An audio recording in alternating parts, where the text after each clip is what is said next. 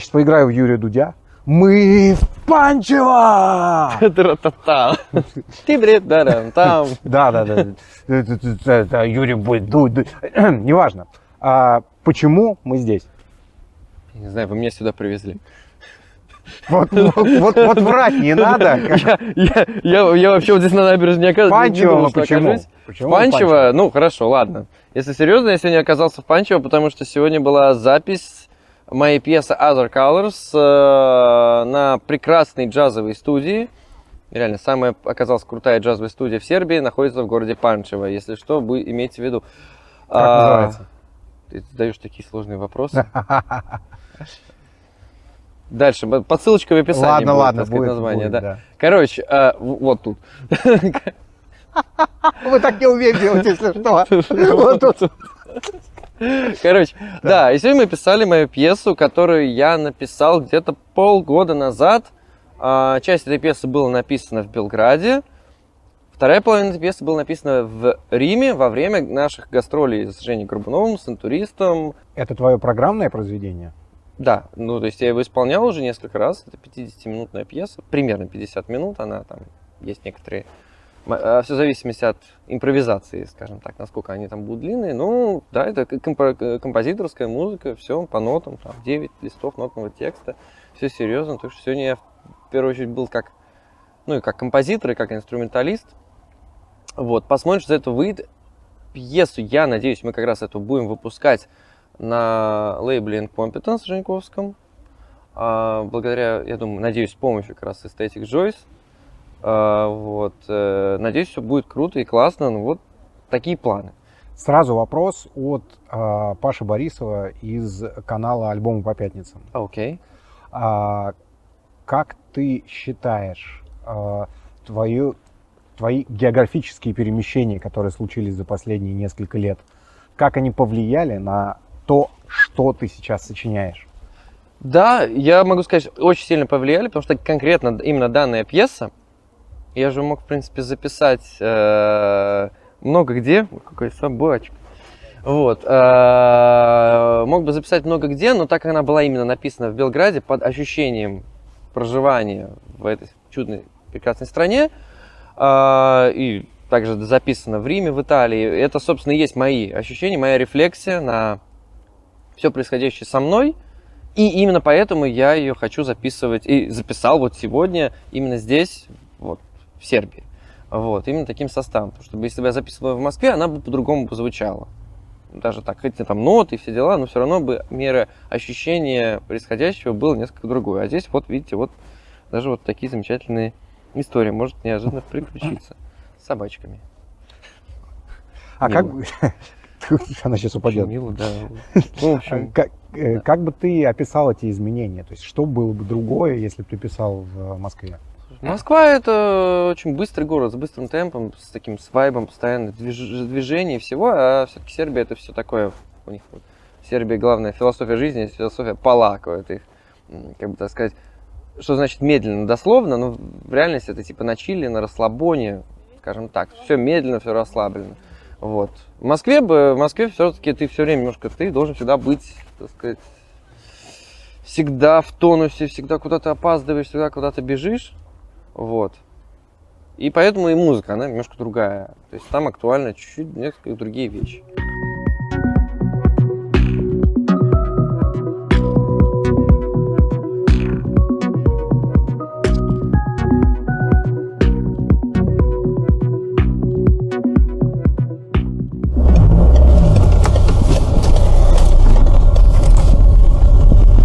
Расскажи, как ты сейчас на репетицию поедешь после этой нашей. Так как оставлю машину, зайду в свою любимую кафану и возьму там гуляш и пойду на репетицию, это на плейграунд, на репетицию, на репетиционную базу. Кто придумал джазовую программу для Мартича? А это не то, что джазовая программа, это скорее, сейчас Петр выпустил вот этот альбом «Такси» называется. Вот, да, инструментальный. И, собственно, под него я буду играть на саксе. Типа у меня будет такая extended версия этого альбома для концерта 13 апреля в культурном центре «Живо».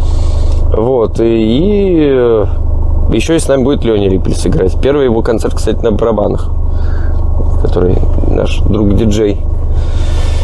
Вот, и у нас такие интересные сейчас штуки получаются. Я думаю, будет хороший концерт. Вот.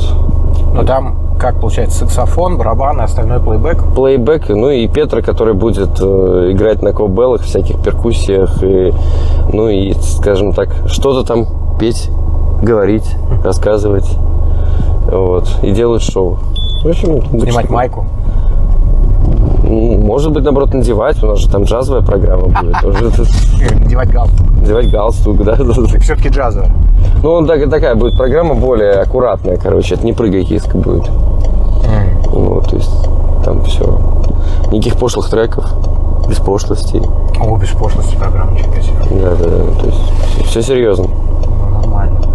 А ты раньше играл с Мартичем? Да, мы до этого, да, у нас было много, прям целая программа с ним тоже, вот, собственно, как именно проект Петра Мартича именно. Я с ним играл, мы готовили несколько программ, и тур должен был быть. А по России который? Нет, тур должен был быть по Европе, но большая часть этого тура слетела из-за того, что я сидел в тюрьме в Брюсселе. Да, та самая история с Женей Горбуновым. Смотри, у нас в предыдущем выпуске эту историю рассказывает, значит, Горбунов, /Шмуклер. Вот. А теперь расскажи свою версию, значит, как это все произошло, что вы там играли. Что мы полетели в Брюссель, должны были на фестиваль полететь в Брюссель. Ой, господи, забыл, как он там называется. Ну, в общем, нас на границе стали допрашивать очень жестко. И вот из-за того, что у нас там не было забронировано жилье, если так в двух словах, нас поместили в прекрасный миграционную тюрьму, в прекрасный миграционный центр Кирикёль, где мы познакомились с прекрасным оператором Юрием Орловым, вот, который сейчас нас снимает. И тот выпуск снимал тоже. И тот выпуск, в общем, да. Дорогие зрители, тот, кто держит сейчас камеру, мы с ним подружились очень хорошо. Он встретил нас, так сказать, хлебом и солью, так сказать. Сразу был, как это называется, главный вертухай, да? Смотрящий. Смотрящий, вот. Я сейчас посмотрел выпуск Би-2, где они прикольно рассказывают про тайскую тюрьму, тоже там про смотрящего, там про всякую такую фигню. Сейчас подрежу пару вопросов у Михаила Козырева. Чем кормят в бельгийской тюрьме? Слушай, там, я помню, сыр был. Мне кажется, туда уже Юру вводить сюжет тогда, который... Я помню, было вкусно, помню, более-менее нормально. Хлеб был, сыр был, макарон. Нормально. В принципе, не, кормили, кстати, реально нормально, никаких вопросов. Как выглядит там распорядок дня? Там он вообще есть? Что там люди делают? Как это вообще с утра встаете? Вообще, как кровати там есть? Там во сколько у нас подъем? Часов в 7 утра был, что ли? Или во сколько? Там загорался свет просто. Там ночью был такой зеленый фонарь, горел, и был такой зеленый свет, типа такой ночник. И потом просто он врубался. Еще во сколько ты был завтрак, я не помню. Во сколько он был? 9, 8, я не помню. Кстати, мне кажется, это Юра помнит больше. Он там был дольше всех. Да, кто был, не забудет. Да. Но это было страшно, когда мы туда попали, но потом, когда мы видели там тех прекрасных людей, которые там находятся, вот это... Я на следующий день просто весь в шоке вообще, где я, как. Я просыпаюсь от того, что Юра такой надо мной, как кот такой просто, знаешь, нагибается и говорит: Сережа, просыпайся, на завтрак пора. И я такой: господи, значит, не все так плохо. Нормально. Ну, кстати, на этот фестиваль мы все-таки с Женьком попали через год. И это было очень смешно, что мы как раз на этот фестиваль такие приезжаем, вот сейчас это было, когда это осенью, вот этой. И нас такие: о, группа «Интурист» на аккредитации, когда нас там... Да, мы помним вас, вы, правда, немножко опоздали на год. Такие: да, это мы. Вот. Но слушайте, власть еще над вами, нифига себе. Прежде чем мы продолжим, я попрошу вас подписаться на канал и нажать на колокольчик. А если вы готовы поддержать нас материально, в описании видео будут ссылки на Patreon и Boosty. Для подписчиков этих платформ будет регулярно появляться эксклюзивный контент. И действительно, там мы дали концерт. Мы дали там концерт. Как раз Женя не очень Женя отзывался об этом концерте, да, как бы Женя ему не очень понравилось. Да. То есть, действительно, там у него была вот эта нейлонка гитара, она странно звучала, ну и Женя там действительно он был, таком как-то. А я наоборот, вот именно из-за того, что я был там в таком напряжении, мне как дали наконец-то вернули инструменты, потому что инструмент нас отбирали, то есть нам все отбирают. И вот на концерт нам там разрешили, принесли отдельно вот прям так вот, типа, вот, пожалуйста, мы отыграли, потом обратно их забрали. Вот. И я, наоборот, себя почувствовал живым просто, что все, я на свободе, все, у меня инструмент в руках, я забыл сразу, где я нахожусь. Отыграли сначала с Женей, потом с этим, как это называется, тьютором по массовым мероприятиям, что ли, вот он называется, да, вот Юр правильно кивает, да. Вот. И вот я с ним что-то еще сыграл, а потом была какая-то очень смешная история, реально вот, Женя там действительно, он как-то так вот, видимо, тяжело ему там было, вот у меня как-то перегорел, он даже, мне кажется, ушел на некоторые моменты из зала. Там был смешной момент. Ты говоришь, что он посидел после этого? Ну да, для Жени действительно было тяжело, ну и для меня тоже, конечно же, вся история. Но там был какой-то смешной момент, что там был какой-то африканец, вот я даже сейчас на тебя прям это говорю, подтвердишь, нет, потом был какой-то еще африканец, который сначала просто читал какой-то рэп, а потом там был такой момент, что там был кахон, такой барабан еще, этот ассистент по культуре. Он-то принес кахон, и это был очень смешной момент. Этот рэпер, он там, чувак африканец такой, самый настоящий такой, йоу, все такой. Он нам что читал, я смотрю, он очень круто, ритмично это прям делает. Прям, так типа прям.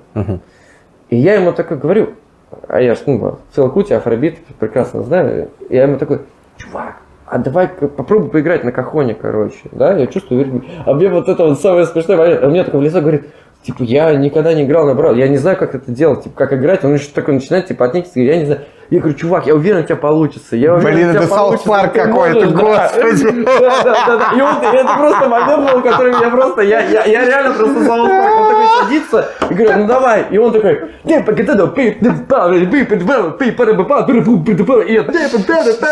даже все эти албанцы, которые там уже в карты играли, они такие тоже, типа, о, ничего себе, вау. Так вот, что понравилось албанцам, которые играли в карты, типа, все-таки.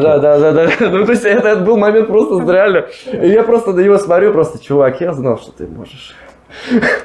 Блин, это просто, это же супер российская шутка в Саус-парке, да. Это правда, в смысле, чувак, реально, я же говорю, я учился в РУДН, Дружбы народов. Я жил одно время с 3 африканцами. То есть, у меня, у нас, да, с 2, типа, там, считай, с тремя у нас. То есть у меня это очень смешный момент, что даже у меня там были дни, когда там болело, я там не видел там ни одного белого человека в Москве, потому что я там не выходил просто из комнаты, а у меня все время тусила вся Нигерия и Гана. Я помню, даже мы там праздновали День независимости Ганы, там типа, то есть... Большой праздник, да. И я чувствовал себя даже странно в некоторые моменты, я был единственный белый просто. То есть, в Москве. То есть это странно, да. То есть для меня это совершенно нормально. У меня, допустим, в моем клипе там, или в моем альбоме вот Busy Man группы The Rick Russian Prof Group, там есть Тунди Банбала, Тун Патио его типа, творческий псевдоним, он там поет, вокалист, и я периодически с ним взаимодействуем, играем. Это, собственно, мой сосед. Потому что я, на самом деле, с африканцами я очень хорошо себя чувствую, потому что это крутые чуваки, да, то есть я скорее все эти эстетики, а наоборот того, что, они крутые, они классные ребята, и типа мне наоборот, я очень сильно уважаю всю культуру такую афроэстетику, да и в принципе, если сказать, что современная музыка, она очень сильно построена на ритмике в первую очередь, это, весь там, рэп, хип-хоп, все, что сейчас популярно, там R&B, все трэпы и все, это все, по сути, ритмика. Все это пошло, в принципе, от афро, всей эстетики сейчас. Все люди классные, поверь, я живя в Рудене, там, тусую с афганцами, допустим, у меня там друзья афганцы там, были классные ребята. Вот. То есть, гости приглашали, но я им говорю, нет, лучше вы.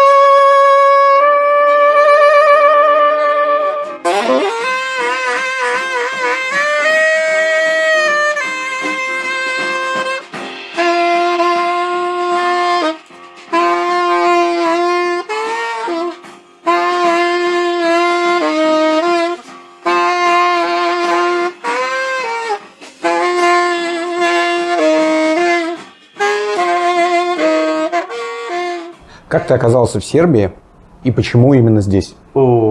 Это вообще самая странная какая-то история. И очень забавно. Вот так же про совпадение, скажем так вот, да. Мы просто... Значит, все начиналось с того. В мае 22 года у нас были гастроли с Женей Горбуновым, с интуристом по России. Мы ехали на моем синем автобусе, у меня был такой Ford Transit автобус, и мы что-то возвращались из Екатеринбурга, ехали через Уфу в Самару, и такие просто ехали еще прекрасные компании, там еще Леня Иорданян с нами, там тоже был, на басу заменял Дима Мидборна. Что-то так хорошо все, и мы такие, типа, Женя такой: о, Серег, а давай сделаем типа осенью тур по Европе. Я такой: о, классная идея. Что-то начали букировать, что-то сделали, и все. И, в общем, у нас там первый тур был 21 сентября 22 года. Первый концерт в Таллине у нас он был. И мы просто взяли, сделали как бы все. Там, сделали тур, там, Латвия, Германия, там должны были во Францию заехать. Еще. И вот все заканчивалось фестивалем Changeover, который сделал Степа Казарян. Ну и все, просто мы типа отыгрались Катя Шалносова из Кейтенвиль все вместе. Концерт в агломерате в Москве. Ну, я там был, да. Классный, концерт, супер концерт.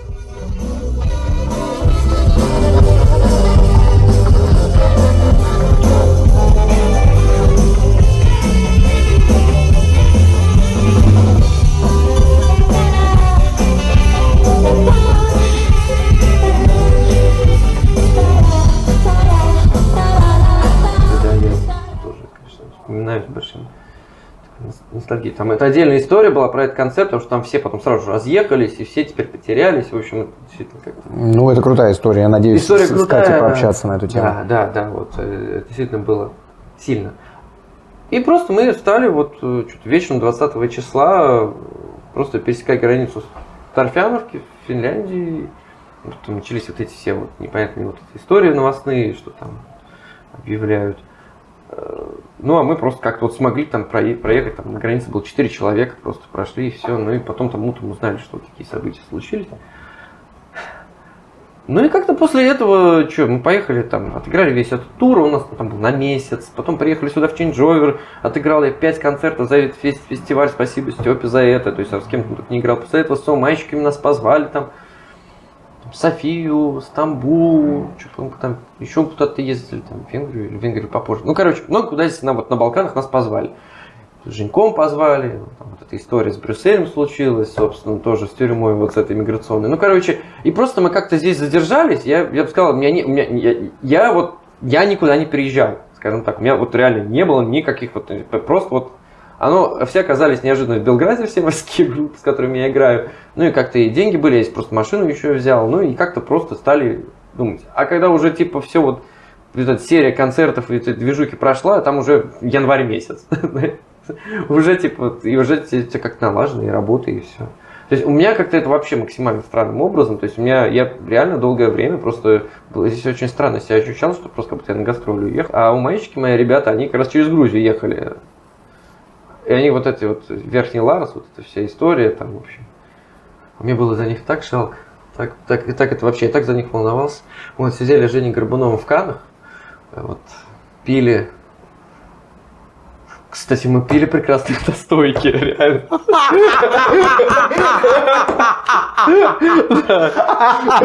И просекко. Сейчас будет понятно, почему мы смеемся. Так, настойки. Ты знал? Конечно. У нас есть вот такие настойки. Они называются Spirit Incorporated. Их делает замечательный русский человек, которого зовут Павел. Он варит их локально здесь, в городе Сремский Карловцы. И они очень интересные по набору вкусов и по своим, допустим, этикеткам, но я их, честно сказать, не пробовал. И сейчас я попробую их первый раз вместе с тобой. Конечно. Вот, у нас есть рояль в кустах. Давайте попробуем. Так. Реальный опыт. Первый раз. Интересно, первый раз пробуем. Ну-ка.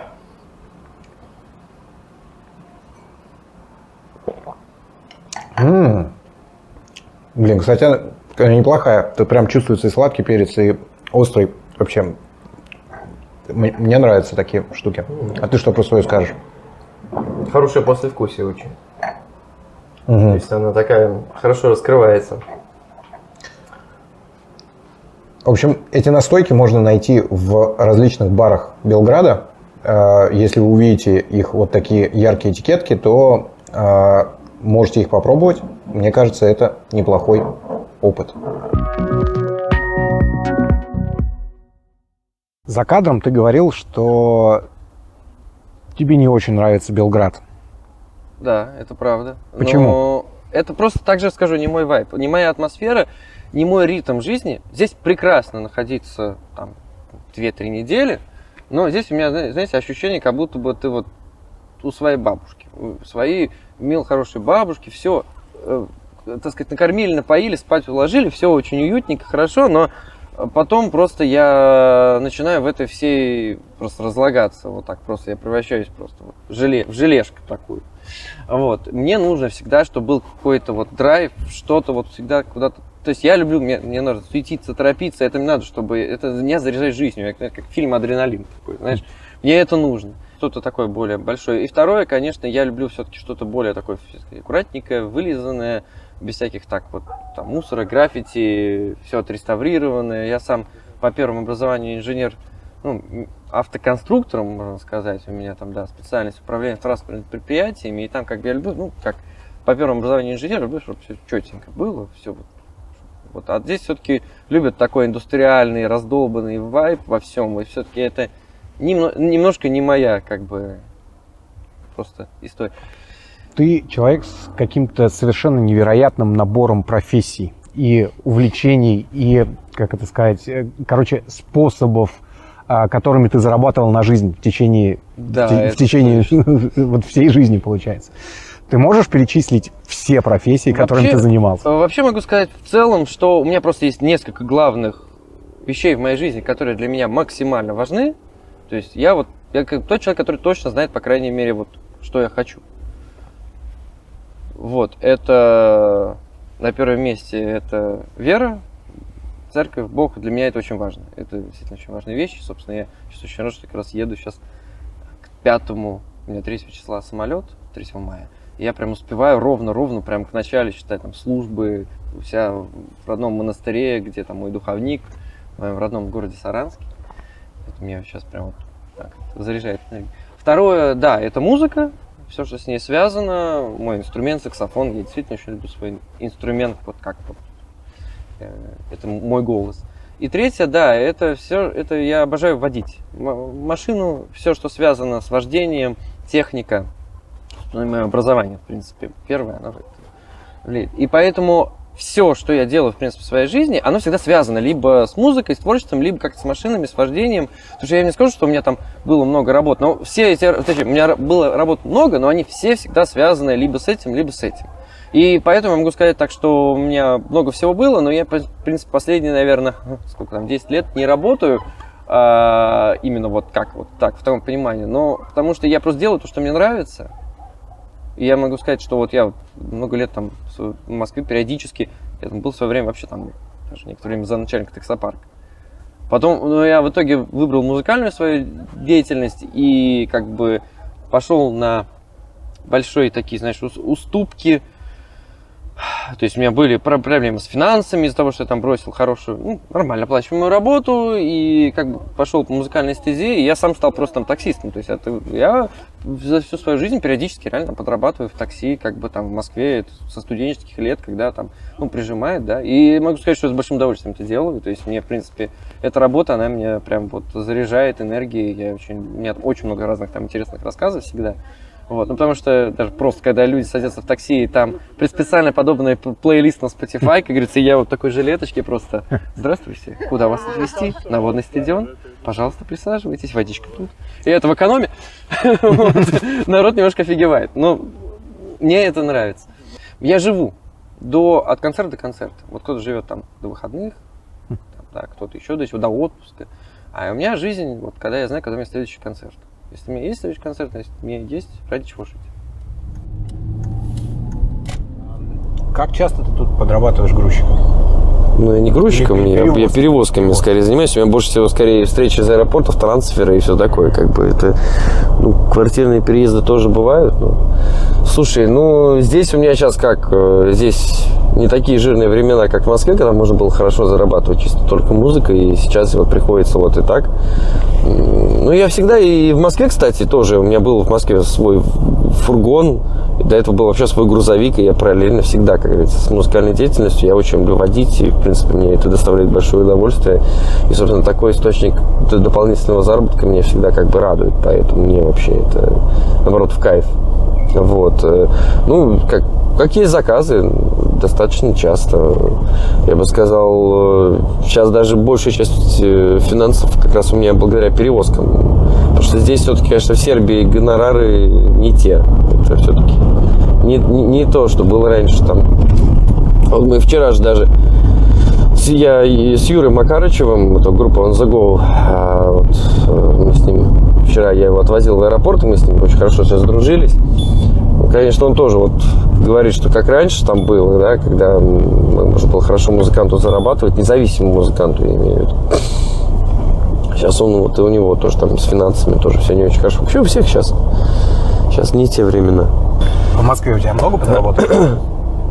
Слушай, в Москве там в свое время было вообще хорошо. У меня было очень много проектов, концертов, и вот с интуристом мы часто играли за хорошие гонорары. Вот. Ну и по перевозкам, ну, я там уже брал, знаешь, так вот, условно говоря, тоже друзей, если нужно тебя там перевезти, что-то как-то, или на гастроли съездить, или еще кого-то там. Ну, во время ковида, конечно, мне это спасало. Я во время ковида очень много там на своем фургоне ездил. Все сидели по домам, а я просто беспечный ангел, так сказать, сидим на голубом вагоне.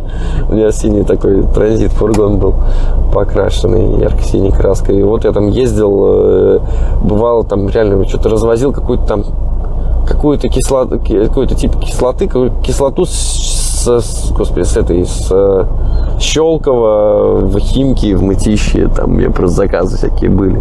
Ну, типа там с одним производителем я там договорился и занимался вот такими перевозками, пока все сидели на изоляции. То есть, а я, наоборот, мотался. Я сейчас, даже там ездил в командировки. Я там бывало с другими ребятами ездил в Липецк, перевозил памятник причем. И еще и устанавливал этот памятник на центральной площади города. Ну, то есть там надо было перевести такой информационный, как бы такой большой планшет размером просто с человека. И он должен такой стоять на постаменте памяти там типа войны Великой Отечественной войны.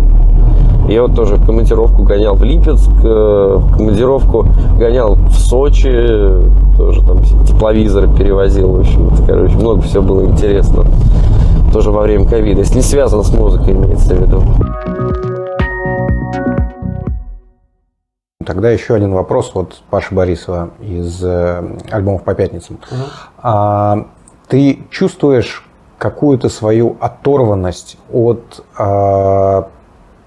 русского андеграунда, от той тусовки, в которой ты играл, когда ты был в России? И насколько вообще это для тебя важно, быть частью какой-то большой тусовки? Начнем с конца этого вопроса. Да, очень важно. Я себя ассоциировал и ассоциирую всегда как русский артист. Для меня, в принципе, понятие Россия, Родина, это вне политического контекста, для меня это реально важно. То есть я несу с собой как творческим персонажем русскую культуру. И я этого совершенно не стесняюсь. И как бы даже такие работы с какими-то церковными, духовными моментами, связанными с всем этим, что же все идет оттуда. Вот, поэтому для меня это всегда было и остается важным. И я сейчас, когда гастролирую по Европе, где-то езжу, то есть я всегда заявляю, все, из России, ничего никак. Там был как-то один раз случай, когда, реально там как-то заявили меня, я уж не помню, типа как сербская группа, как Сербия. Мне, честно говоря, это немножко даже задело. То есть, я там не стал из этого скандала устраивать. Окей, я прям почувствовал, что что-то во мне ёкнуло. А в контексте комьюнити, я общаюсь же там с ребятами, которые сейчас там остались, которые есть. Тоже там ребята есть. Ездил сейчас не так давно, когда в Россию. Там все как-то происходит, новые люди приходят, всегда интересно. Места есть, где можно как играть. Все равно это город большой, все равно там всегда людям много чего интересно. Часть людей уехала, но зато теперь есть вот в разных местах мира просто можно куда-то приехать, везде что-то интересное сделать, замутить. То есть, так, наоборот, мы так уже распространяемся. Ну, вот посмотрим сейчас тоже, если там, в Россию поедут, экспериментируем.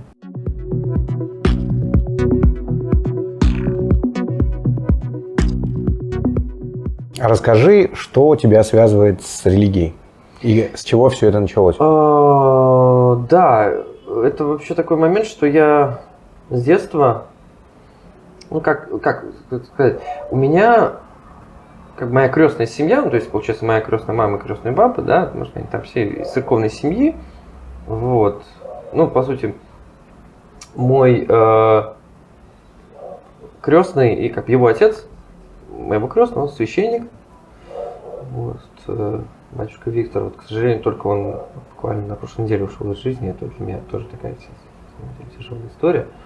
И вот я очень с детства как-то был вот так вот тоже близок к этому всему. И потом был очень интересный момент, как я попал в монастырь через своего друга Никиту. Вот, а у него там бабушка моего друга Никиты была поваром в Богословском монастыре под Саранском. Вот. И как-то мы там затусили, реально слово затусили, уж все этому подходит. С отцом Даниилом, на тот момент мне было, не знаю, сколько, 15 было, наверное, 14. Вот, а он был там иноком, ну, то есть ему было, наверное, 23, примерно. Вот, и мы прям сдружились, прям все, и я там реально стал тусить в монастыре. Вот, это реально даже смешная история была, что в первый раз, ну, реально, я, наверное, выпил, вот так, знаешь, напился, наверное. Это в монастыре.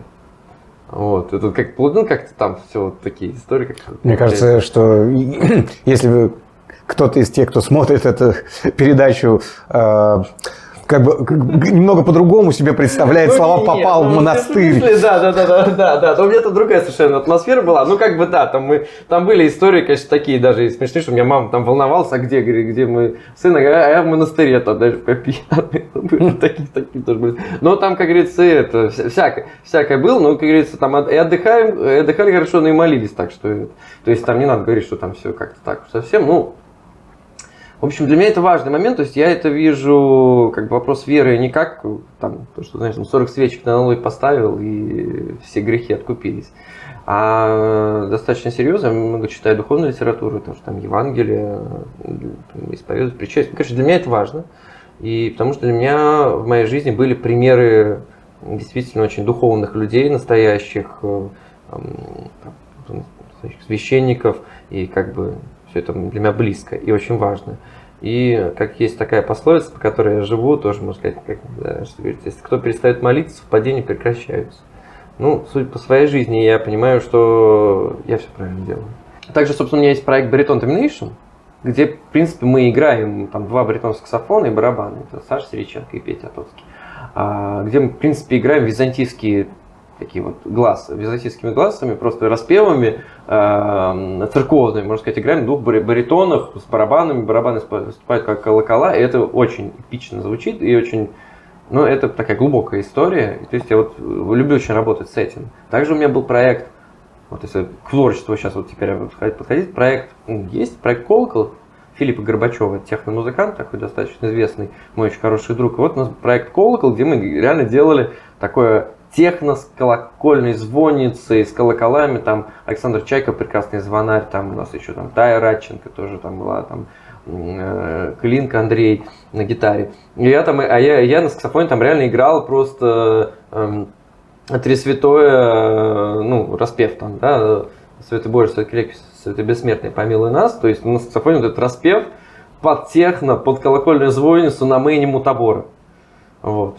То есть у меня вот такие истории были, вот мы это все стягивали все вместе, и даже обсуждался вопрос, что вот мы хотели это вместе сделать с Петром Мамоновым.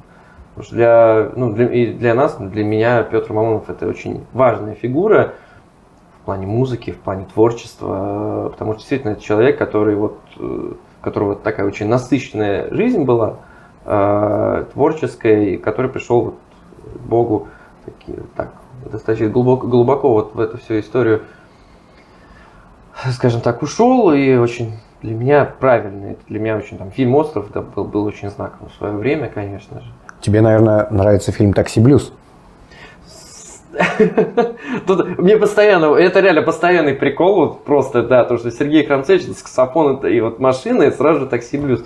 Не, фильм прекрасный, конечно, не спорю, там действительно все хорошо. Я вообще Лунгина действительно очень люблю, да. Ну и, конечно, игра Мамонова там. Но я с собой его не отождествляю, скажем так. Может быть, в какой-то степени такой собирательный образ может быть меня, наверное. Вот как вот там того антагониста и протагониста, да, которые играли два главных героя. Потому что у меня как бы часть моей жизни тоже это было, ну, автомобили, техника, тоже такой же таксопарк, взаимодействие с разными людьми, разных культурных кодов, скажем так. Это всегда интересно. Вот. Не замыкаться только на чем-то одном. Я абсолютно уверен, что люди, которые на сцене видели группу «Омай», наверное, в последнюю бы очередь предположили, что как минимум один из участников этой группы является там воцерковленным человеком, который несет, как ты сам говоришь, там, ценности и русскую духовную культуру. Это же вообще бесовство.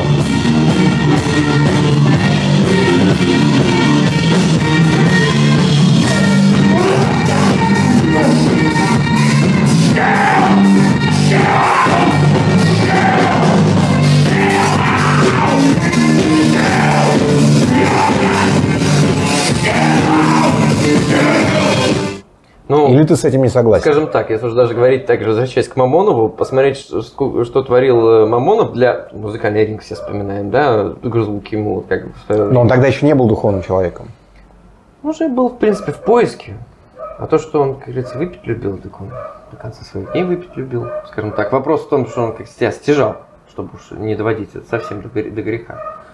Вот. А вопрос метода. Вопрос образа, что мы несем. Потому что «Омай» это такое, это шапито. Такое, может, иногда чуть даже такой трэш-шапито, но это мы работаем на эмоциях. Как бы мы там, ну, там нет чего-то такого, ну, что мы прям пропагандируем, да, там это не какой-то жесткий, мрачный, там, не знаю. Может быть, форма очень жесткая, но она ведет себя к какому-то просветлению. К примеру, вот группа «Химеры» и Эдика Старкова, я очень большой фанат вообще, собственно, этой клуба «Там-там», всей этой питерской истории, да, там, периода. И вот Ред Старков, я когда слушаю тот же альбом «Зу-2», для меня это очень светлая музыка. Да, она тяжелая, да, она такая радикальная, но в ней столько какого-то тепла и доброты просто я нахожу. То есть, что это прям, что-то в этом есть. Как-то, знаешь, я даже скажу так, лучше уж люди пускай перебесятся где-нибудь на сцене, чем где-нибудь в окопах или еще в каких-то таких местах. Пускай люди просто вот там, где мы у нас вот сейчас позавчера, когда был концерт, где там люди все сломились, там все начали, все эмоции выпустили, все хорошо, всем хорошо, все радуются. Вот история, кстати, про веру, я скажу, очень, я люблю рассказывать эту историю, действительно это достаточно важно. Я там как раз вот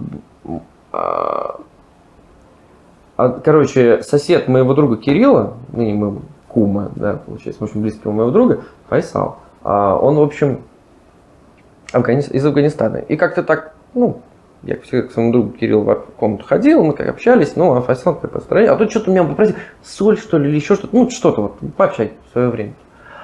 И, значит, заходит он ко мне в комнату, а у меня там, ну, полка, там, Евангелие, иконы, ну, и все по-серьезному.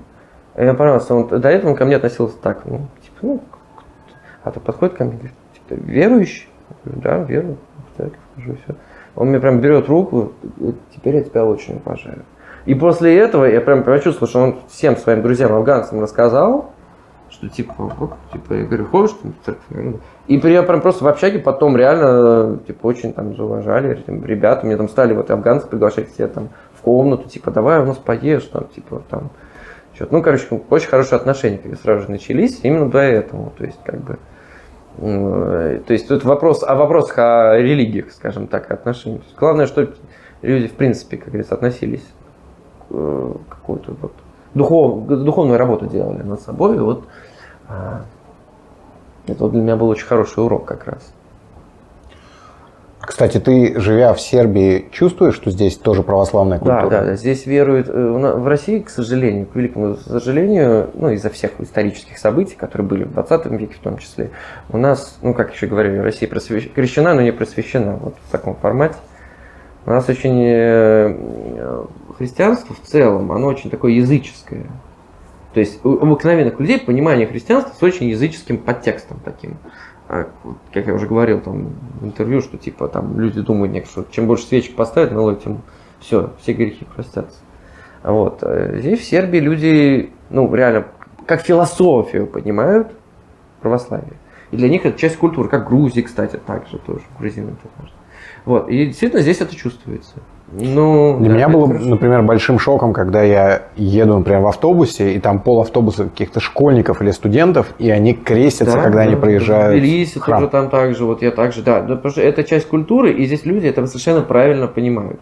То есть, у нас, к сожалению, в России, действительно, люди там, для них церковь, там, вера христианская, там, и они это относят как к организации РПЦ и все такое, как говорится, то есть, там, начинают, так сказать, думать не о вере, не об Иисусе Христе, а о том, какие часы у патриарха, условно говоря. Там, собственно, в этом-то христианство как раз и заключается, то, что, скажем так, от Ветхого Завета можно начать, что в Ветхом Завете было сказано, как говорится, возлюби ближнего своего, а в христианстве, по сути, Христос в своем Евангелии правил, что возлюби врага своего. То есть, типа, что надо достичь такой благодетель, чтобы не было вообще у тебя именно ощущения каких-то врагов в этом плане. А у нас, люди, к сожалению, как-то... Это как анекдот получается. Говорит, ты либо трусы надень, либо крестик сними. У нас как-то все, вообще все. К сожалению, люди, многие путают это все понятия. Надеюсь, все как-то изменится тоже. Здесь есть чему поучиться, да, здесь у сербов в этом плане. А для тебя имеет значение, какие часы у патриарха или нет?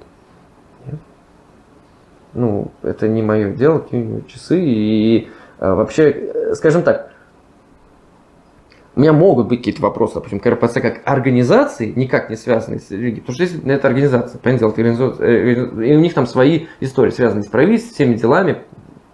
Но, условно говоря, когда, допустим, там идет служба, там, да, ты, или там исповедуешься, когда к священнику, ты, так говорить, да, ты исповедуешься не конкретно там такому да, он просто свидетель в данном случае. Даже как и патриарх. Это у нас, то есть он не является там менее грешным, чем ты. У него служба такая. У меня там на дудке играть служба, там, не знаю, да. Вот у него такая какая-то служба. И там искушений только что, не знаю, какие бы часы я бы носил, если бы я там был где-то в каких-то верхах еще. Ты, наверное, как человек, который смотрел видео на моем канале, знаешь, что у меня есть одна ипостась, как тоже некого музыканта, который просит авторитетных людей как-то оценить его треки или, может быть, даже дать какой-то совет или какие-то практические вопросы с ними связанные.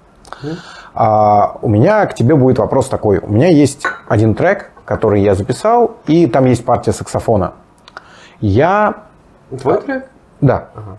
Я хотел бы в перспективе как-то сыграть его офлайн здесь, в Белграде. И я не вижу других кандидатур, кроме тебя, чтобы человек мне помог это воспроизвести, когда я до этого дойду. Но не мог бы ты сейчас послушать этот трек, сказать о нем свое мнение и сказать, насколько бы тебе было легко или сложно его воспроизвести живьем. Или, не воспроизвести, естественно, дословно то, что там записано, свою интерпретацию какую-то дать. Сейчас я его быстренько загружу.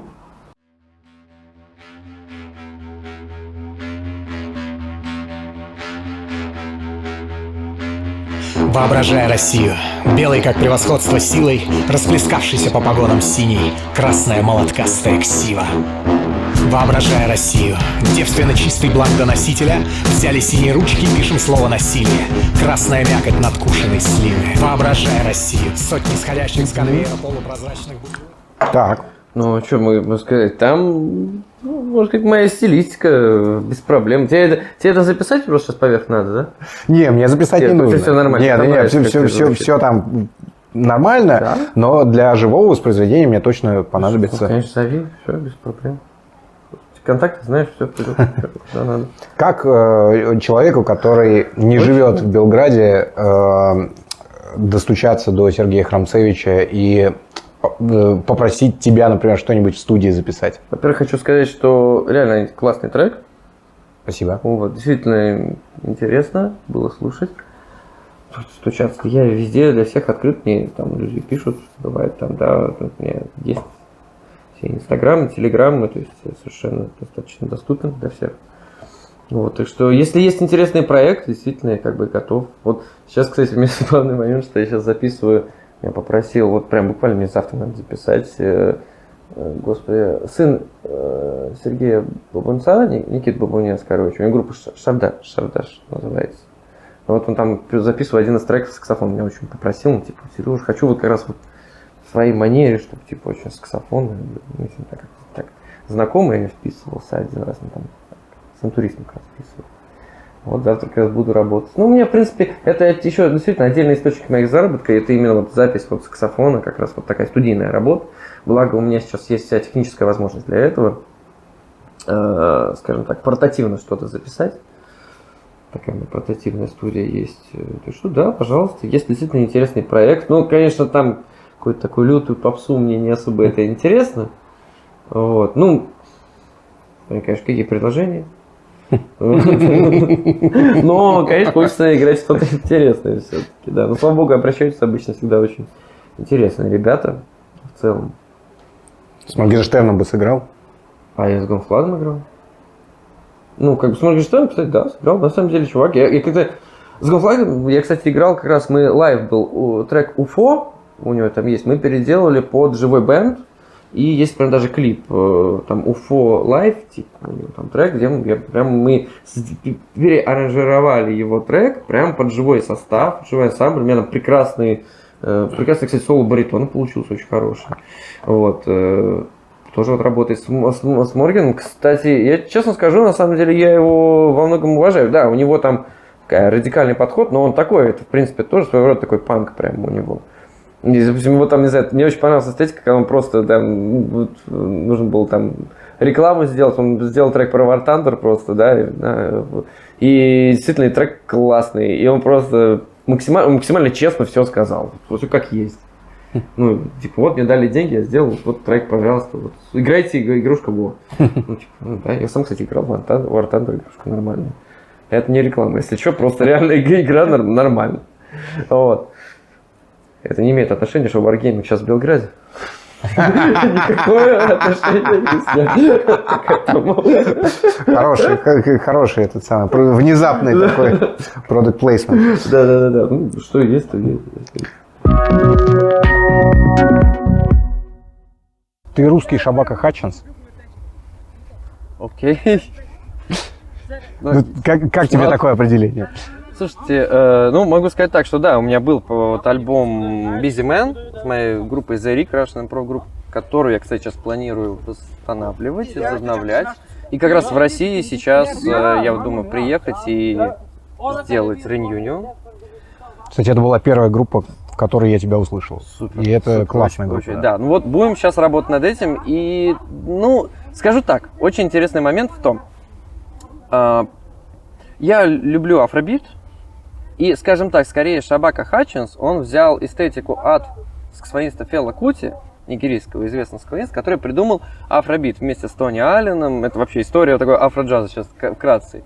Вот, где как раз использовался джазовый набор инструментов, в том числе саксофон, так как Фела Кути был саксофонистом. И, соответственно, вот эти вот манеры игры такая, это, в принципе, такая афробитовская как раз история. И первое дело это Фела Кути. Скорее просто Шабака Хатчинс, он это смешал все с таким трип-хопом, хаусом, со всей такой вот историей. Но я могу сказать, что в принципе мое тоже увлечение афробитом, оно было до того, как началось до того, как Шабака Хатчинс стал это прям таким популярным. я бы сказал, что наши с ним лично творческие пути, они примерно, они несколько параллельны. То есть я могу сказать, что я такой, Шавак Хатчинс, я вот стал играть точно так вот, как он, и его копировать. Просто я скорее использую конкретно в группе The Rig, в первую очередь в The Rig, да, действительно, некоторые такие похожие моменты, вот, стилистические. Мне интересно развиваться именно как композитор, вот. Вообще, в принципе, буду очень рад, если, допустим, вот эта пьеса, которую сегодня мы записывали, будет исполнена вообще без моего присутствия и какими-то другими музыкантами. Мне очень будет интересно послушать, как другие люди ее поймут, потому что ее можно будет понять, интерпретировать совершенно по-другому. Вот, сегодня я, скажем так, записал эталонную версию. Возвращаемся к самому первому вопросу. Вот. Посмотрим. Там, в любом случае, будет интересно. А ты когда в России играл в десятки, наверное, разных проектов, У меня 12 проектов было в один момент. Вот, ковидное время, да, год был там интересный. А какой проект был самым для тебя важным и таким прям выстраданным? Там вообще все вместе, конечно, было. Совершенно разные истории. Но в тот момент, понятное дело, у меня был The Rig, как мой именно проект, как бенд-лидер, и я его сильно развивал. Женя Горбунов, конечно, интурист. Вот мы очень много вместе с ним работали. Ансамбль Кематик — это вообще отдельная моя школа. Это ансамбль современной академической музыки, где мы играли композиторов 20-21 века. Там, начиная там Райх, Глаз, самые популярные, тут я могу сказать. Юлиус Истман, вот, это вот минималисты все. Кейджи, конечно. Все было интересно, и сейчас вот у меня, получается, последние 2 года, как вот я вот здесь вот гастролирую по Европе, по Сербии, базируюсь в Сербии, это, конечно, сейчас Умай. Вот, прям 2 года я сейчас этому сильно уделил, мы действительно там много всего сделали. Был прекрасный опыт со всех сторон, просто как мы сыгрались, потому что группе уже под 9 лет. Вот, один из моих, получается, самых старых долгоиграющих проектов, которые есть. Как я где-то слышал, что любая группа становится популярной по-настоящему, если она 10 лет играет вот одну историю, одну точку. Даже в контексте Шот Перри кто-то мне сказал, может даже Саша Галянов. У меня как-то вот была такая история, что надо развиваться, делать. В один момент что-то может стрельнуть. Главное себе не изменять. Я говорю, я не люблю играть всяких свадьбах, потому что, за редким исключением, потому что уходить в какую-то коммерцию для меня это реально такая, знаете, музыкальная проституция в каком-то роде. Я лучше реально там в такси покупаю.